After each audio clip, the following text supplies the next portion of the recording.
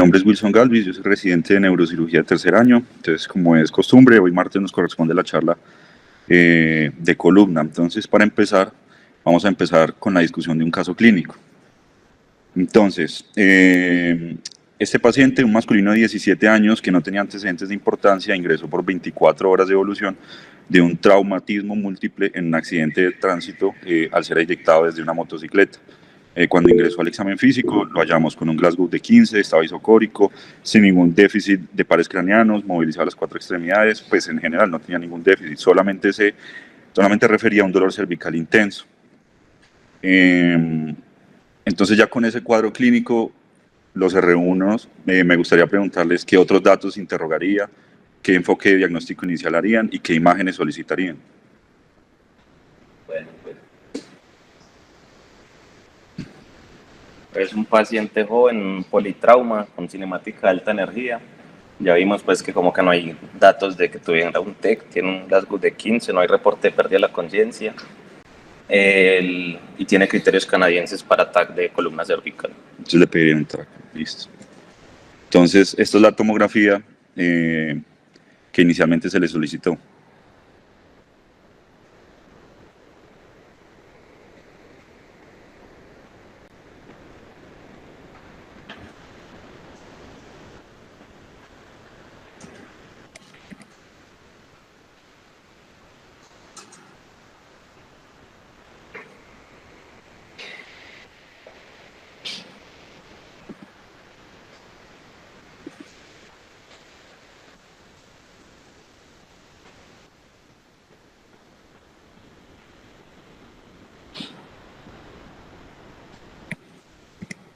Listo, entonces, para los R2, a ver si nos pueden contar qué hallazgos ven en la imagen y si solicitarían algún estudio adicional.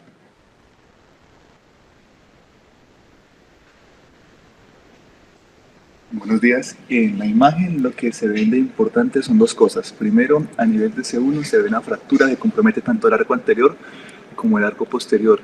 Si hacemos una clasificación de Weiler nos daría una tipo 3. El siguiente punto sería según ver la integridad del ligamento pues, transverso del atlas, que nos dividiría según Dickman en tipo A o tipo B. Y lo otro es que en la odontoides también tenemos un trazo de fractura que pasa de forma transversal a nivel de la base, lo cual nos daría una fractura de tipo 2. Estudios para complementar con estos tipos de hallazgos son dos cosas. Lo que pues, yo consideraría lo primero, ver la integridad bien del ligamento, como le dijimos, para confirmar más inestabilidad, una resonancia, y lo otro importante, por el trazo de la fractura que pasa por el surco de la vertebral, un angiotac. Listo. Se le pidió una angiotomografía de vasos intracraneales, que esta es la imagen.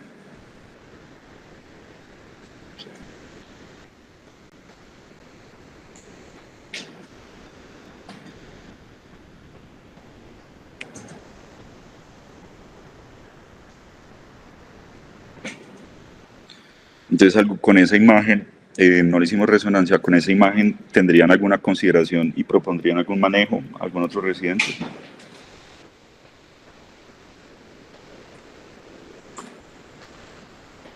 Bueno, lo que vemos ahí además es que está amputada la vertebral pues ahí a la altura de la fractura, entonces realmente el paciente tiene una vertebral única. Las lesiones que hablaba el otro residente pues de las imágenes, probablemente donde está el trazo de fractura a nivel de C1 pues hay compromiso del ligamento transverso, es una fractura que requiere manejo quirúrgico, esa lesión combinada, y yo propondría un manejo de una fijación C1-C2 de tipo Harms-Goel. Listo. Bueno, entonces el día de hoy vamos a hacer un repaso de lo que son las fracturas de la unión craneocervical. Digamos que la idea de hoy es enfocarnos como en las clasificaciones y revisar como las opciones quirúrgicas que tenemos pues en cada una de las fracturas. Entonces, para empezar, hay que dar un repaso anatómico de las estructuras de la unión craneocervical, tanto óseas como ligamentarias. Recordar que la unión craneocervical depende, pues, digamos, gran parte de su estabilidad depende de las estructuras ligamentarias. Al tener esta dependencia sobre los ligamentos, esto va a imponer que precisamente cualquier sobrecarga mecánica abrupta o súbita sobre las estructuras de esta unión va a imponer digamos, como un alto estrés sobre las estructuras óseas. Recordar que pues, las estructuras que dan más estabilidad a esta unión son la membrana tectoria, la articulación propiamente de C0, C1 y su cápsula articular y la apófisis ointoides. La membrana tectoria lo que nos permite es una mayor estabilización de las estructuras precisamente de esa unión cráneo-cervical, el ligamento cruzado que previene el desplazamiento posterior de la odontoides, pues de C1 sobre C2, y las otras estructuras que permiten, pues precisamente restringen en mayor parte el movimiento en esta articulación, pues que es como tan móvil. Y lo otro es recordar la asociación con las estructuras vasculares que tenemos aquí, principalmente pues la arteria vertebral en la salida después del foramen de C2 y hasta su entrada después en la membrana atlanto-occipital. La cercanía que tiene esta arteria con estas estructuras pues la pone en riesgo de presentar lesiones cuando se presentan fracturas a este nivel. Y recordar que muchas de estas estructuras ligamentarias van a ser evaluables por medio de resonancia. Entonces, solamente, pues, digamos que cuando hay indicación de hacer resonancia, pues uno debería como valerse de esta modalidad de estudio. Sin embargo, como vamos a ver, hay algunos de estos tipos de fracturas que nada más su evaluación mediante tomografía nos permiten ya establecer como una inestabilidad y dar un tratamiento pues acorde a ello. Entonces vamos a empezar con la disociación atlanto-occipital. Entonces la disociación atlanto-occipital implica una ruptura casi completa de todas las estructuras ligamentarias de la unión cráneo-cervical. Pues característicamente digamos que es mayor en niños y esto tiene unas razones y es que pues en los niños hay una mayor laxitud ligamentaria, hay una menor pues masa muscular que permita una mayor estabilidad a este nivel, la proporción entre la cabeza y el cuerpo hace que el momentum al momento del trauma, por decirlo así, sea mayor. Entonces, igual también la orientación de la articulación C0, C1, porque en los niños está, digamos, menos formada esta concavidad y convexidad C0, C1, entonces en ellos la articulación es más aplanada y esto también permite como un gallo, pues, que sean como más propensos a este tipo de lesiones. Es una lesión que está descrita, digamos, como casi letal, de 6 al 8% en las autopsias por accidentes de tránsito. Sin embargo, hay casos donde en los pacientes que son sobrevivientes se ha descrito que hasta el 25% de ellos no tienen ninguna manifestación neurológica. Entonces eso hace que esta entidad propiamente pueda presentarse como una muerte súbita en el momento o en el acto del accidente, como hasta pacientes que no van a presentar ningún síntoma. Entonces el mecanismo que se propone de este tipo de fracturas es o que sea hiperextensión, en ese caso pues una sección completa de la membrana tectoria que sea por hiperflexión, entonces va a haber una distracción de los elementos posteriores o un mecanismo de carga lateral, pero pues digamos con la suficiente energía para producir este tipo de lesión. Pero no es raro que en la disociación cráneo-cervical, occipito-cervical, vaya a haber una ruptura total de todo este sistema ligamentario. Digamos que en los pacientes que han sobrevivido a este tipo de traumas, lo que se ha visto es que pueden hacer compromiso de los pares bajos, y eso es donde lo debemos sospechar. Por ejemplo, pacientes que tengan alteraciones en algunos pares como el sexto par, entonces van a tener pues, limitación para la mirada hacia lateral, van a tener cambios en la voz por un compromiso del décimo par, o van a tener, digamos, asimetrías al momento de la evaluación de la lengua, precisamente también por compromiso del noveno y doceavo par. Entonces, cuando empezamos a hablar de las clasificaciones, aquí en este tipo de trauma, tenemos la clasificación de Trainellis. Uno la revisa y esta clasificación está pues como muy arraigada en la literatura y está descrita pues ya hace mucho tiempo, entonces nos la describen como tipo 1, tipo 2 y tipo 3. Lo que define que sea tipo 1 o tipo 2, bueno, en general su clasificación es el vector hacia el cual, digamos, está desplazada la cabeza al momento de la valoración. Como ustedes ven, lo que se ha descrito es que las fracturas, digamos, las lesiones tipo 1, más o menos corresponden a un 40% de las que se han visto, las tipo 2 a otro 40% y las tipo 3 a un 5%. Entonces eso nos deja un 15% de lesiones por fuera de este sistema de clasificación.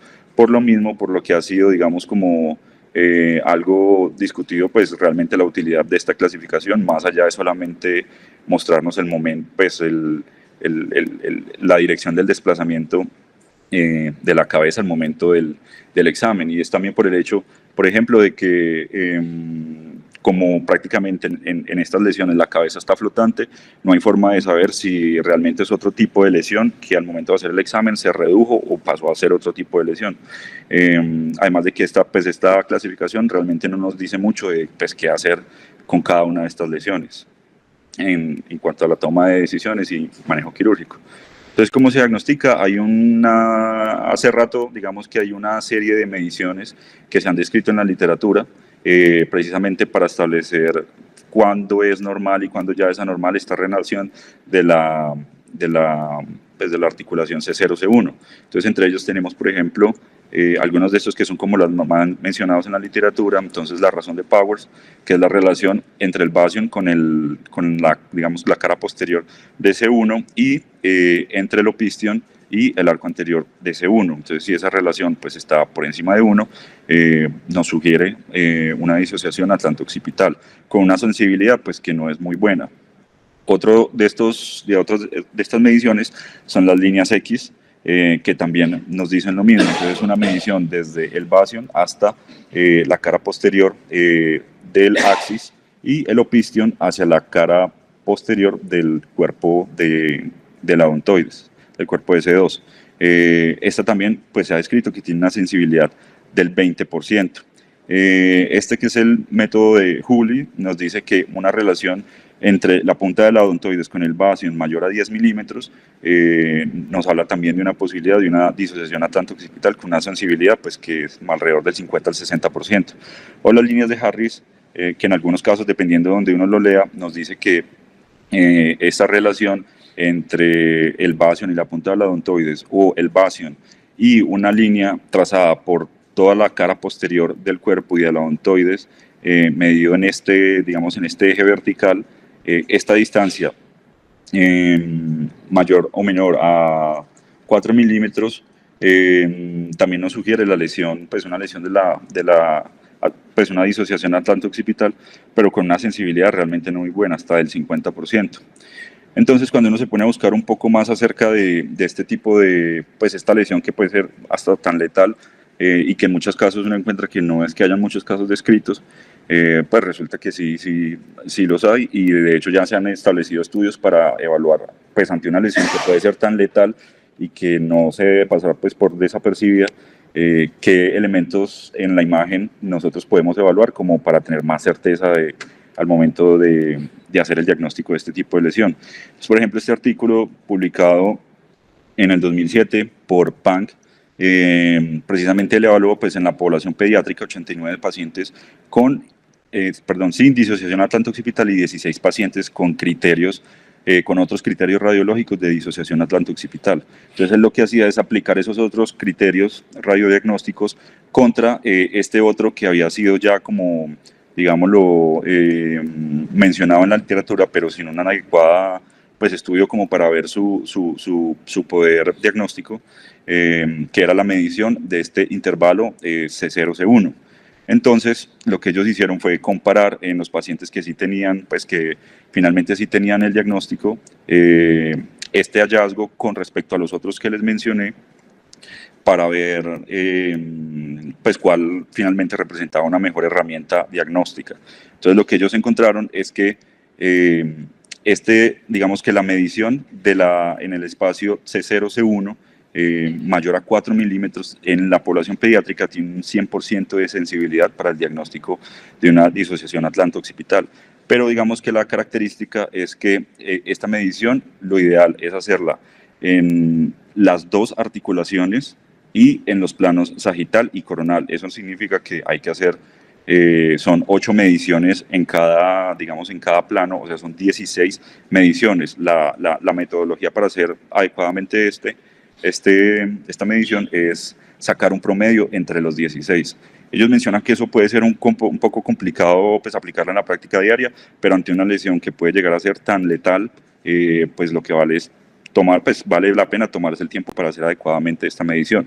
E igualmente ellos encontraron adicionalmente otros signos indirectos que podrían sugerirnos la presencia de esta lesión, como por ejemplo sangrados perimesencefálicos, la presencia de sangrado extraxial a nivel de S2 o lesiones pues, de la membrana tectoria, por ejemplo, y haciendo mención de los hallazgos de ellos, lo que ellos habían encontrado pues, en términos de sensibilidad.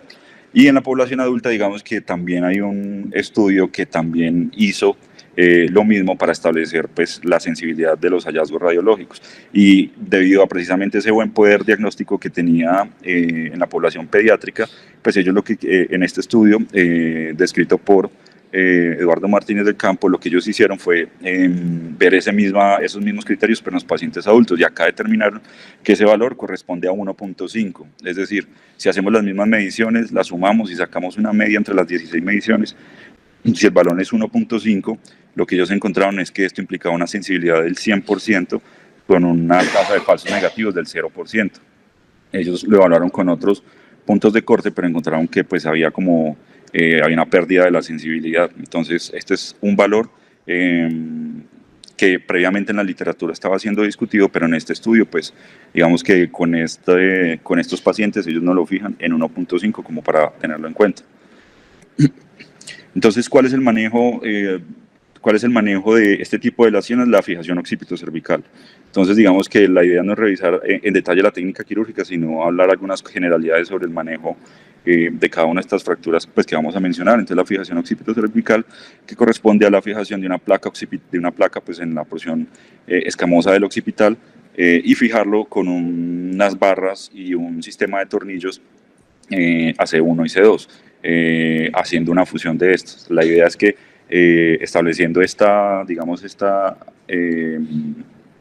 fusión, pues se logre una completa estabilización aquí de la articulación de la unión cráneo-cervical. Otro tipo de fracturas que toca mencionar aquí son las fracturas de los cóndilos occipitales, descritas por primera vez por Bell en 1817. Las fracturas de los cóndilos occipitales son, digamos que no tan frecuentes en los pacientes con trauma cervical, pero pues toca saber definirlas y saber cuándo son estables o inestables. Las fracturas a este nivel son muy importantes porque, digámoslo, en este nivel justamente es donde se da el mayor grado de flexoextensión que tiene pues la región cervical, con hasta 25 grados pues en este plano y hasta 5 grados en rotación axial. Se describe que el 90% son unilaterales y que realmente la radiografía tiene un muy pobre rendimiento, una muy pobre sensibilidad pues, para este tipo de lesiones, y que la tomografía prácticamente tiene una sensibilidad del 100% para diagnosticarlas. En este caso la resonancia, por lo que uno encuentra en alguna literatura, no tiene mayor aporte en el diagnóstico, y la clínica puede corresponder, pues más allá del dolor cervical, también al compromiso de algunos pares bajos. Recordar que los cóndilos occipitales están en cercanía con el foramen yugular y con el conducto del hipogloso. Entonces, precisamente por esta razón, podríamos llegar a ver algún compromiso neurológico en estos pacientes.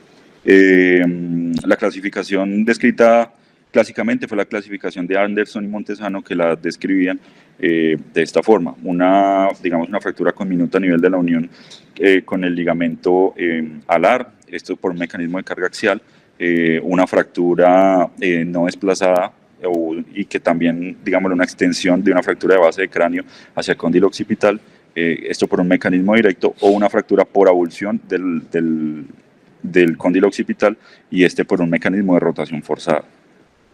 Entonces, Anderson y Montesano, la clasificación nos ayudaba como a definir qué fractura era estable e inestable. Entonces se decía que las tipo 1 eran estables, las tipo 2 eran estables y las tipo 3 eran inestables, y que por lo tanto pues requerían de cirugía.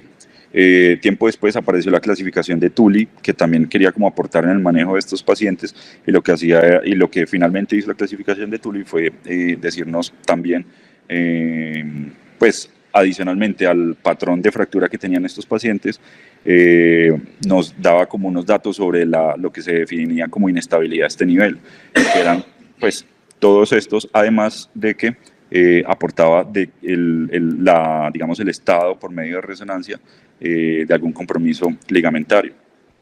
Entonces, con esto uno se quedaba en que la fractura tipo 3 era estable, pero pues cuando uno se pone a buscar un poquito más en la literatura, le dice que, o hay estudios pues aquí de naturaleza retrospectiva, que nos dicen que no todas las fracturas tipo 3 realmente son inestables. y que pues deberíamos reevaluar esta parte. ¿Por qué?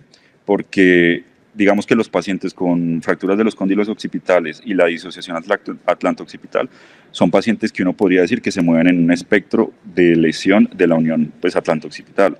Entonces, uno siempre que encuentra una fractura de los cóndilos occipitales siempre tiene que pensar en que hay una potencial disociación que tiene que ser descartada. Sin embargo, bueno, entonces en este estudio lo que ellos nos decían era que si no, lo que uno encuentra es una avulsión, digámoslo, aislada, sin ningún otro criterio de lesión pues, mayor en la unión atlanto-occipital, estos pacientes perfectamente pues, pueden ser manejados con una, pues, de una forma conservadora. Y que la forma conservadora pues, ha visto como que han tenido buenos resultados. Lo otro es la fractura de C1. Entonces, la otra fractura muy frecuente en los traumas craneocervicales es precisamente la fractura pues de la primera vértebra cervical. Entonces, después de la fractura de odontoides es la fractura más común, hasta el 13% de las fracturas cervicales, y se asocian hasta en un 50% con la fractura de odontoides. El mecanismo en la mayoría de los casos es por una carga axial, y esto también está determinado, digamos que la naturaleza de esta fractura y la forma en que vamos a ver cómo se fracturan está dado por la forma de las masas laterales. Y es que las masas laterales, como miramos, la orientación de ser, digamos, como oblicuos en sentidos laterales, va a hacer que toda la carga axial, después de caer sobre las masas laterales, va como a romper a través de los puntos más débiles, que son la unión entre las masas laterales y los arcos de las fracturas, los arcos del cuerpo vertebral. Entonces, en la clínica lo que vamos a ver son pacientes con dolor cervical, limitación para la rotación del cuello, cefalea, y el déficit neurológico realmente es infrecuente debido a la amplitud del canal a este nivel. Pero lo que sí puede haber también es un compromiso de pares bajos, e incluso pues, se ha asociado como a la presencia del síndrome de Colet-Sicard, que prácticamente eso también puede pues, asociarse con las fracturas de los cóndilos occipitales, es la alteración de los últimos 4 pares craneanos, precisamente que son los que podrían estar pues, cercanos a los cóndilos occipitales o verse afectados por las fracturas de C1. Y aquí es muy importante siempre tener en mente la potencial pues, lesión de la arteria vertebral, porque en este caso pues, vamos a ver una clínica completamente diferente y que va a corresponder pues, a un compromiso pues, vascular de la circulación posterior. Entonces, las clasificaciones de la fractura de C1, digamos que se han descrito ya desde hace rato. El primero que hizo la descripción, o una de las primeras descripciones, fue la que conocemos muy frecuentemente, que es la de Jefferson. Pero digamos que también está asociada a esta clasificación, que es la de Landells, y nos la clasifica en tres tipos de fracturas, con algunas variantes cada una. Sin embargo, cuando uno pues, revisa ya como la literatura, al día de hoy, una de las clasificaciones de pronto que son más prácticas porque nos permiten tomar decisiones es la clasificación de Geweiler. Entonces, esta clasificación nos las divide en 5 tipos de fractura dependiendo del compromiso pues, del arco anterior, arco posterior, la masa lateral, el proceso transverso, o si hay o no compromiso del ligamento transverso. Entonces, digámoslo que así, de modo rápido, el manejo conservador se puede dar en las fracturas tipo 1, tipo 2 y tipo 5, que son fracturas estables. La fractura tipo 4 puede ser el manejo variable porque va a depender pues, de la estabilidad, primero pues, de la estabilidad y del grado de desplazamiento o conminución de la masa lateral, y también en el curso de la evolución del manejo conservador, si el paciente presenta, por ejemplo, pseudoartrosis al momento del seguimiento de esta fractura. Entonces uno podría decir que el manejo puede ser o conservador o pues con alguna intervención quirúrgica. Las fracturas tipo 3, que son pues el mismo tipo, entonces implican una ruptura del arco anterior y posterior de C1, y en este caso cuando no tienen compromiso del ligamento transverso son de manejo conservador, son estables, pero las tipo 3B que tienen compromiso del ligamento transverso son de manejo quirúrgico. Entonces cuando uno mira la clasificación, además también del compromiso del ligamento transverso, tiene que pues, apoyarse en esta clasificación, que es la clasificación de Dickman, y nos habla pues, precisamente del riesgo o nos ayuda a establecer el riesgo de no unión o de una adecuada, digamos, evolución de estas fracturas que con base en la evaluación de la integridad del ligamento transverso. Entonces, las lesiones ligamentarias Dickmann tipo 1, que son lesiones a través de toda la mitad del ligamento transverso, o las tipo 2, que son por avulsión, entonces tienen parte de compromiso de la masa lateral. Entonces, Dickmann posteriormente vuelve y digamos que subdividen esta lesión con base en precisamente si la lesión del ligamento transverso es muy en la mitad del ligamento o está muy cercana a la masa lateral, o si en su compromiso con la masa lateral el fragmento óseo adherido a ella es muy grande o es muy pequeño. Entonces, con base en esto, con base en esto y adicionalmente otros criterios de inestabilidad que están descritos en la literatura ya hace mucho tiempo, uno puede establecer pues si hay o no una inestabilidad del ligamento transverso. Entonces, uno de los que son muy conocidos y muy famosos es la regla de Spence. Digamos que la regla de Spence nos dice que cuando uno mide el grado de desplazamiento lateral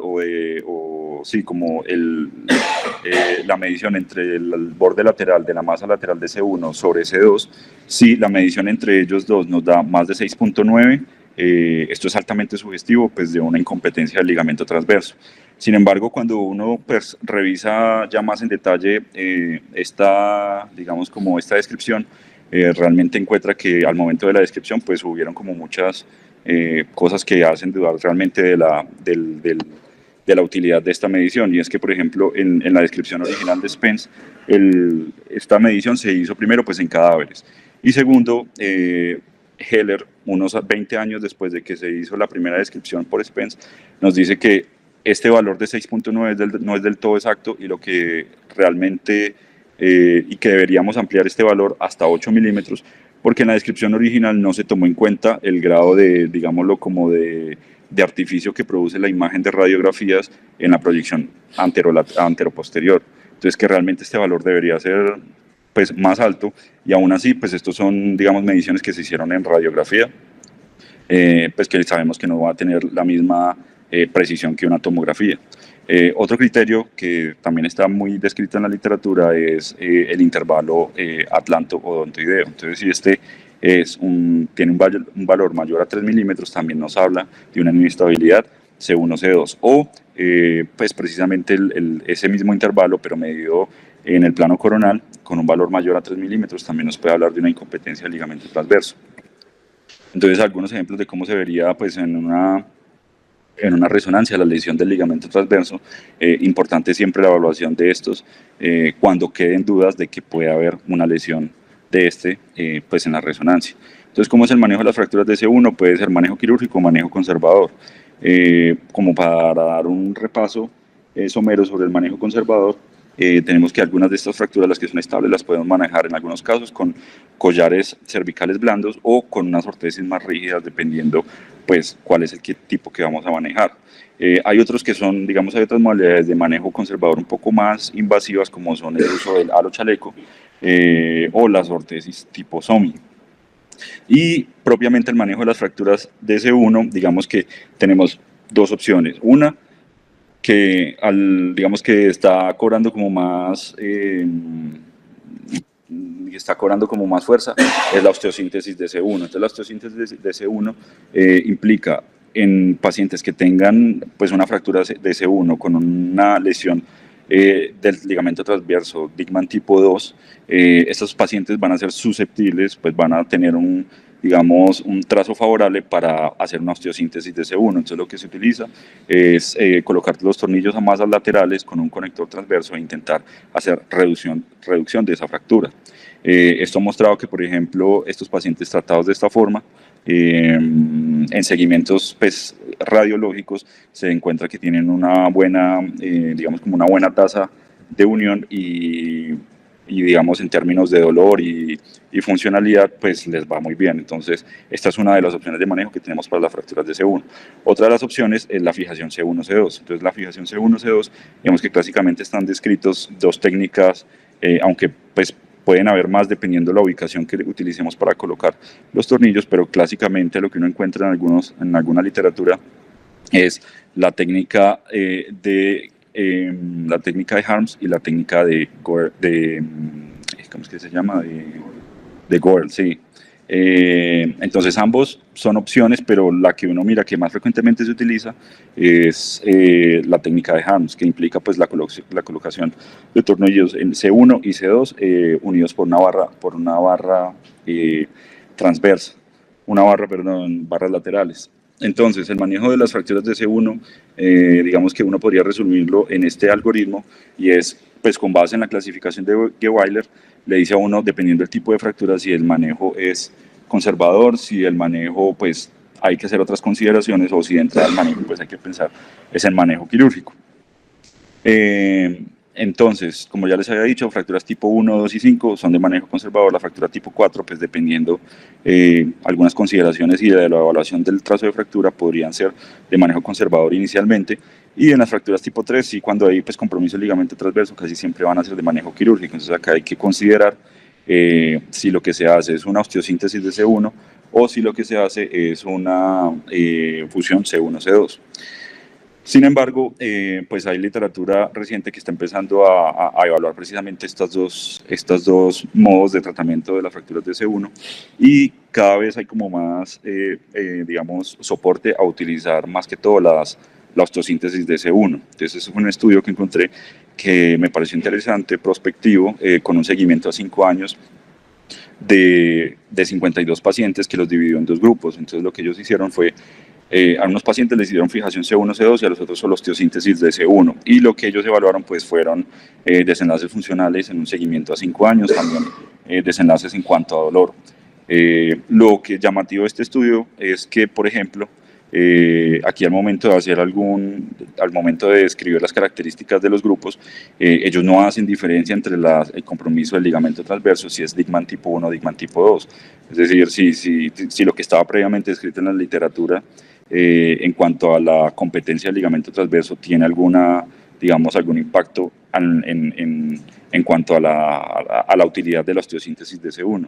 Y lo que ellos encontraron es que, pues independientemente de eso y de los otros, digamos, condiciones de base de los pacientes, la fijación C1, la osteosíntesis de C1, perdón, era superior a la fijación de C1-C2. Entonces yo creo que, bueno, y no solo esto, sino que hay más estudios que pues empiezan a ver la superioridad de esta técnica para el manejo pues, de las fracturas aisladas de C1. Entonces es como interesante. Y la otra fractura que vamos a revisar es la fractura de axis. Entonces las fracturas de axis son las fracturas más frecuentes, digamos, en la apófisis odontoides, es la más frecuente en las fracturas de axis. Hay que tener en cuenta que a veces estas fracturas se pueden comportar pues de forma de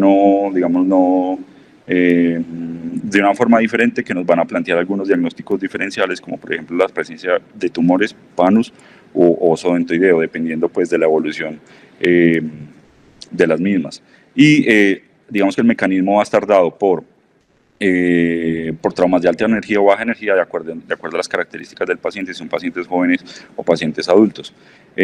Lo que se ha descrito es que, por ejemplo, en estas fracturas, digamos que en esta articulación lo que tenemos es donde se presenta la mayor rotación axial de la columna cervical, con hasta 50 grados de rotación axial y 10 grados de rotación sagital en flexoextensión. Y va a tener algunas características importantes entre la transición de C2 a toda la columna subaxial, que precisamente va a dar como paso al patrón de fracturas que se van a presentar acá. Importante tener aquí también en cuenta que aquí a nivel de C2 va a haber una rica irrigación, va a haber un plexo venoso pues, prominente, que va a hacer que vayamos a tener algunas características y consideraciones intraquirúrgicas al momento de manejar estas fracturas. Entonces, empezando son primero las fracturas de odontoides. Entonces, las fracturas de odontoides, digamos que clásicamente han estado divididas en tres: las fracturas tipo 1, tipo 2. Las fracturas tipo 1 que solamente comprometen como la punta del odontoides, las fracturas tipo 2 que comprometen la unión entre la odontoides propiamente y el cuerpo del axis, y las fracturas tipo 3 que son más, digamos, con más compromiso del cuerpo del axis, y con algunas subdivisiones que se han hecho en cuanto a la orientación del trazo de fractura y al grado de, digamos, de separación de los fragmentos, que también van a tener como una implicación en el manejo al momento pues de definir el manejo de estos pacientes. En términos de frecuencia, lo que sabemos es que las que son más frecuentes son las fracturas tipo 2, seguidas de las fracturas tipo 3 y en menor proporción las fracturas tipo 1. Entonces, estas fracturas también las vamos a vivir, como les mencioné, de acuerdo a la orientación del trazo de fractura, que nos va a ayudar a tomar la decisión en cuanto al manejo quirúrgico, más cuando estamos pensando en el manejo a través pues, del uso de un tornillo odontoideo. Entonces, algunas consideraciones de la fractura tipo 1: es una fractura que es estable. El mecanismo que está, pues, que se comenta es la abulsión de los ligamentos, más que todo el ligamento alar, y en este caso siempre hay que hacer digamos, hay que descartar la disociación atlanto-occipital. El manejo de esta es inmovilización, se puede utilizar un collar blando, y el aro chaleco no es como, digamos, la primera opción. Primero por el número de complicaciones y porque estos pacientes pues, pueden mejorar solamente con el collar blando. La fractura tipo 2 es una fractura ya de entrada inestable, y digamos que su manejo va a generar ciertas controversias, más cuando estamos hablando de la población mayor a 80 años. Eso es un tema pues, interesante para revisar. Sin embargo, se ha visto que si se les da manejo conservador, puede haber una unión, digamos, o puede haber una adecuada unión con collar de hasta el 53 al 57%, un poco mayor, con unas fijaciones externas un poco más rígidas como el aro chaleco, de hasta el 77%. Y cuando miramos, digamos, por qué las características o por qué la tan alta tasa de falla a veces con el manejo conservador de estas fracturas, tiene que ver en parte es con que, digamos, este punto, la mitad de la unión entre la odontoides y el cuerpo de axis, es un punto de alta carga mecánica, y además también por la irrigación, que en esta parte pues, puede ser una irrigación limítrofe entre dos principales irrigaciones de todo el cuerpo de axis. Y la fractura tipo 3 se plantea que es de manejo conservador y pueden tener unas tasas de 100% de unión con el uso de collar blando. Sin embargo, pueden haber algunas variantes de estos trazos de fracturas que puedan requerir cirugía. Entonces, digamos, a modo de generalidades del manejo de las fracturas de odontoides, pues tenemos el uso del tornillo transodontoideo por vía anterior, que ha mostrado pues muy buenos resultados, menos morbilidad en cuanto al abordaje quirúrgico, y también otra cosa que ha dado paso pues, a la discusión de este manejo, si el uso de solo uno o dos tornillos por vía anterior, y se ha visto que pues realmente no hay diferencia entre estos dos. O lo otro que podemos hacer con el manejo pues, de las fracturas de odontoides es una fijación C1, C2, que ya les había comentado, cualquiera de las dos técnicas descritas, que usualmente utilizamos más la técnica de Harms, pues con las mismas consideraciones, con el fin de estabilizar atlas y axis, para reducir, pues, para estabilizar la fractura de C2. Entonces la idea es hacer una adecuada, en lo posible, pues, reducción de la fractura, y pues disminuir en ese caso pues la inestabilidad tanto axial y el dolor.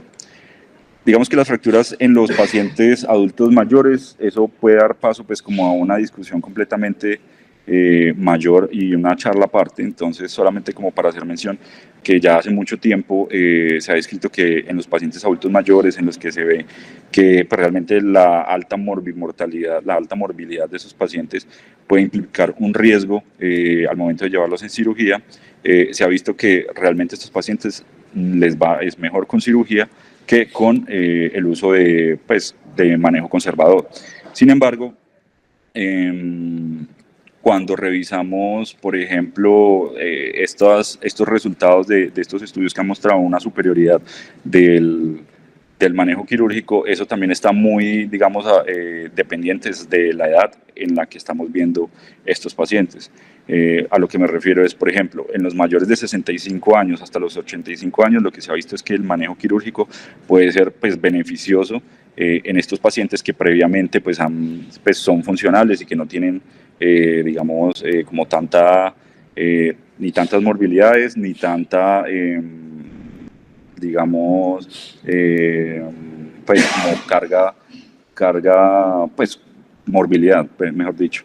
Y lo otro es que, por ejemplo, en los pacientes, por el contrario, en los pacientes mayores de 85 años, lo que se ha visto es que este beneficio no es tan claro y por el contrario puede ser pues deleterio. Digamos que esto es un tema que todavía puede dar pie a debates debido a que primero pues la alta mortalidad que se asocia tanto a 30 días como a un año de las fracturas de odontoides en los adultos mayores y la alta morbilidad que genera el manejo médico.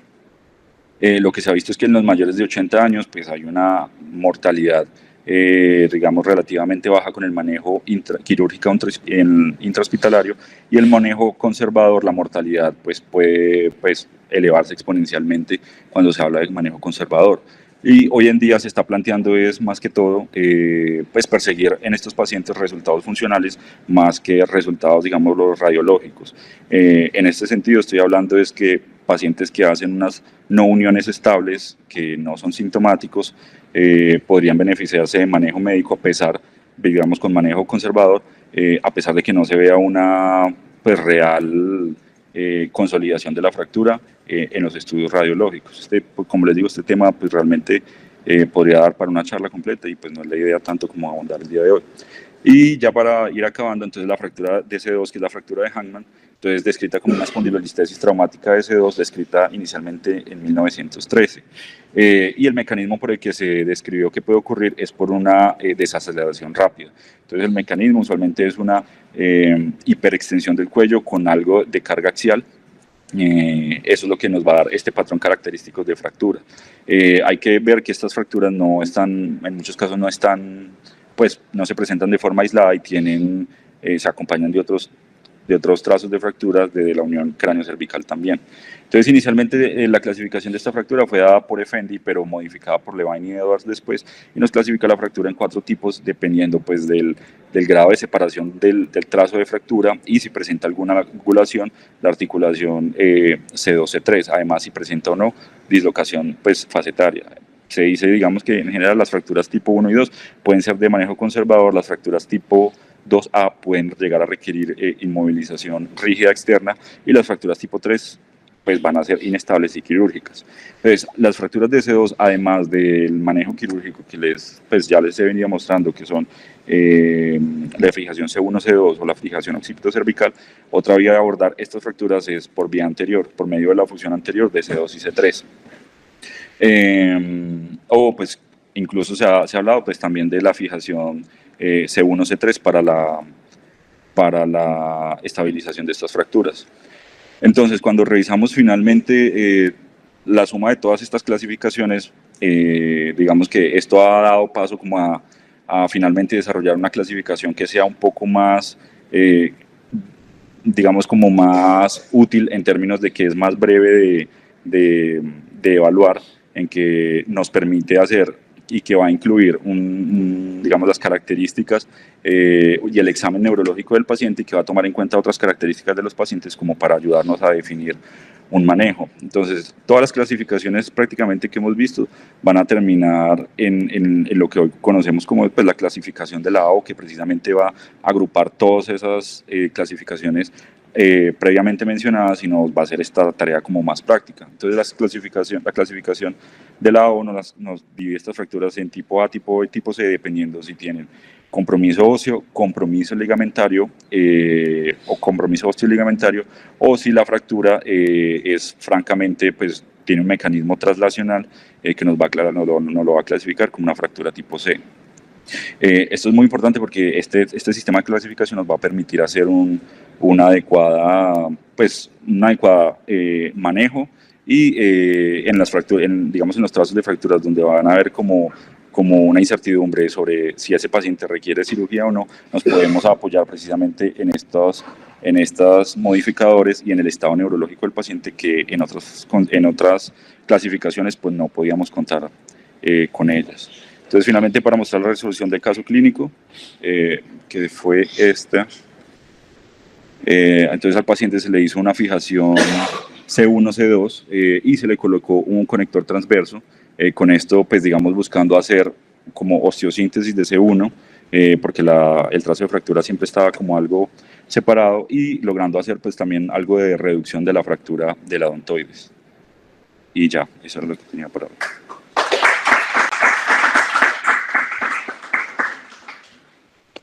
Eso muy bien. Yo tengo algunas preguntas que son más bien de tipo práctico. La primera, que me gustaría que Sebastián me ayudara, ¿qué tan confiable es la resonancia para determinar si hay ruptura del ligamento? Y te lo pregunto porque eh, muchas veces cuando uno quiere operar al paciente, ve una hiperintensidad en la resonancia y entonces dice, hay que operar. Pero yo siempre me he quedado con la duda, ¿qué tan sensible es la resonancia? No sé si lo sabes ya. Bueno, pues como algo específico de sensibilidad de la no lo tendría. Pero como mencionó Wilson, digamos que hay un contexto amplio que nos puede de pronto viciar un poquito la imagen, entre eso la presencia de un panus o alguna otra lesión que la podamos ver como una hiperintensidad en la zona del ligamento, o el solo edema del tejido, pues lo vamos a ver hiperintenso en ciertas secuencias y nos puede como de cierta manera confundir. Entonces, yo considero que aquí entra también un poco la parte de mirar los valores que estaba mencionando Wilson del ADI, de la regla de Spencer, que también nos sugiere que hay un tipo de lesión ligamentaria más que solamente basarnos en la hiperintensidad o el edema que podamos ver en la imagen. Wilson, en las fracturas tipo 3 del Atlas hay un problema muy grave y es que la masa está flotando. ¿Cómo soluciona uno ese problema? Porque lo que yo he visto es que los colegas lo que hacen es que se van hasta el occipital porque no son capaces de coger con el tornillo la masa de S1. No sé si en este paciente tuvieron esa dificultad y si es prudente subir hasta el occipital, que a mí me parece que no, porque es una cirugía que genera mucha morbilidad.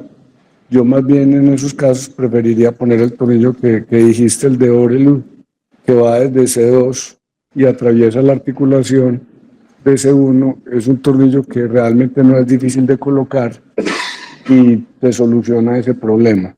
¿Cómo le fue en esta cirugía a ustedes que la masa estaba floja? Pues en esta cirugía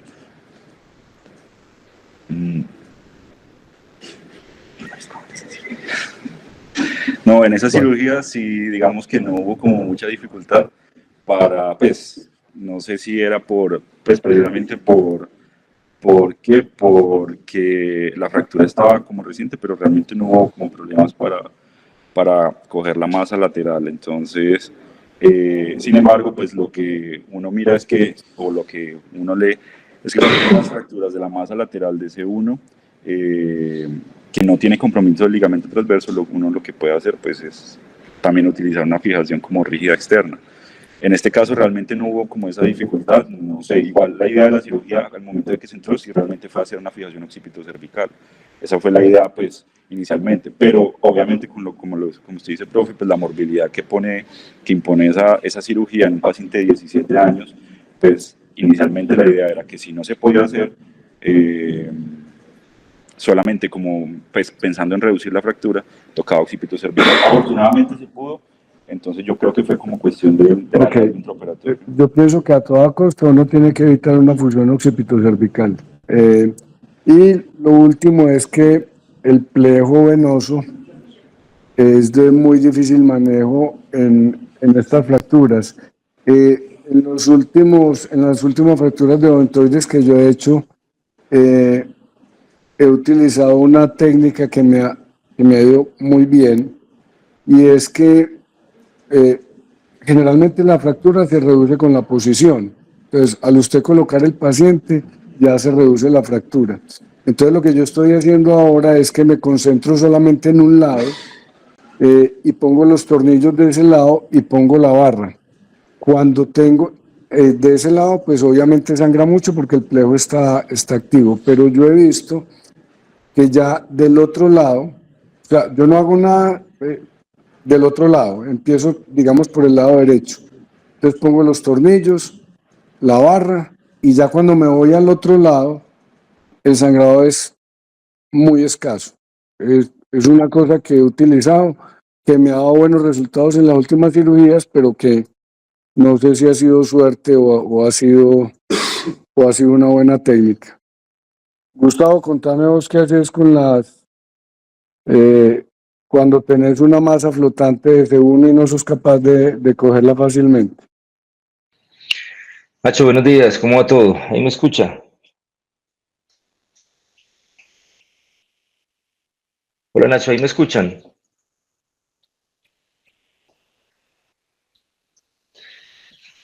Sí, profe, ahí se le escucha.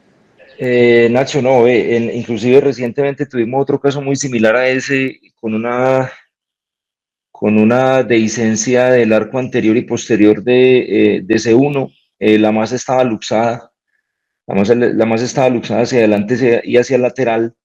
También un paciente con una fractura de odontoides. Era un caso muy similar, pero tal vez se veía, digamos, como más desplazada la masa y no fue posible.